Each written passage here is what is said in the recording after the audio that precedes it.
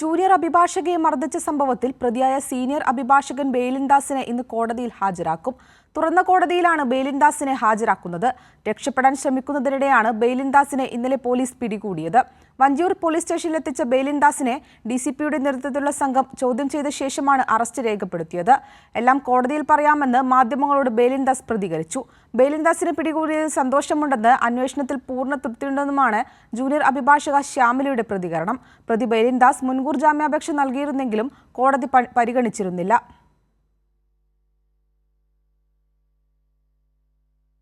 തിരുവനന്തപുരം വഞ്ചിയൂരിൽ അഭിഭാഷകയെ മർദ്ദിച്ച കേസിലെ പ്രതി ബെയിലിൻദാസ് സജീവ കോൺഗ്രസ് പ്രവർത്തകനെന്ന് തെളിയിക്കുന്ന വീഡിയോ പുറത്ത്. കുടുംബം കോൺഗ്രസ് ആണെന്ന് ബെയിലിൻ തന്നെ പറയുന്ന വീഡിയോയാണ് പുറത്തായത്. CPIയിൽ കുറച്ചുകാലം പ്രവർത്തിച്ചിരുന്ന ഇയാൾ 2020 മുതൽ സജീവ കോൺഗ്രസ് പ്രവർത്തകനാണ്. അഭിഭാഷകയെ മർദ്ദിച്ച കേസിലെ പ്രതി ബെയിലിൻദാസ് ഇടതുപക്ഷ പ്രവർത്തകനാണെന്ന് വ്യാപകമായി പ്രചരിപ്പിക്കാനാണ് ശ്രമം. എന്നാൽ താൻ അടിയുറച്ച കോൺഗ്രസുകാരനാണെന്ന് ബെയിലിൻ തന്നെ പറയുന്ന വീഡിയോയാണ് പുറത്തു വന്നത്. CPIയിൽ കുറച്ചുകാലം പ്രവർത്തിച്ചിരുന്ന ഇയാൾ 2020 കോൺഗ്രസിലെത്തിയത്.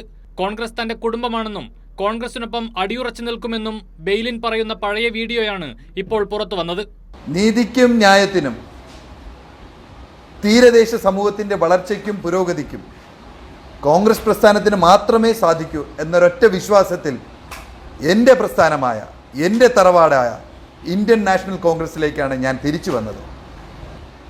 കോൺഗ്രസ് പ്രസ്ഥാനത്തിന് മുമ്പുണ്ടായിരുന്ന ഭാവി അല്ലെങ്കിൽ ഇനിയുണ്ടാകാൻ പോകുന്ന വളർച്ചയിൽ തളർച്ചയിലും ഞാൻ ഓരോ നിമിഷവും ഇമ വെട്ടാതെ പാർട്ടിയോടൊപ്പം കൂടെ ഉണ്ടായിരിക്കുന്നതാണ്.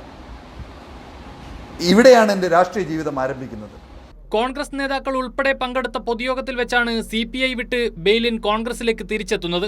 ഇയാൾ കോൺഗ്രസുകാരനാണെന്ന് ബോധ്യമുള്ളതുകൊണ്ട് തന്നെ കോൺഗ്രസിന്റെ നേതാക്കളാരും ഈ വിഷയത്തിൽ ഇതുവരെ നിലപാട് പറഞ്ഞിട്ടുമില്ല. വീഡിയോ പുറത്തു വന്നതോടെ ബെയിലിനെ ഇടതുപക്ഷക്കാരനായി ചിത്രീകരിക്കാനുള്ള ശ്രമങ്ങളാണ് പൊളിഞ്ഞത്. പ്രതിയുടെ മുൻകാല ചരിത്രം മാത്രം പറഞ്ഞ് ഇയാൾ ഇടതുപക്ഷക്കാരനാണെന്ന് സ്ഥാപിക്കാനാണ് മാധ്യമങ്ങൾ ശ്രമിച്ചത്. എന്നാൽ താൻ കോൺഗ്രസുകാരനാണെന്ന് പ്രതി തന്നെ തുറന്നു പറയുന്ന വീഡിയോ പുറത്തു വന്നതോടെയാണ് ഇത്തരം ശ്രമങ്ങളെല്ലാം പാഴായി പോകുന്നത്. കമലേഷ് തെക്കേക്കാട്, കൈരളി ന്യൂസ്, തിരുവനന്തപുരം.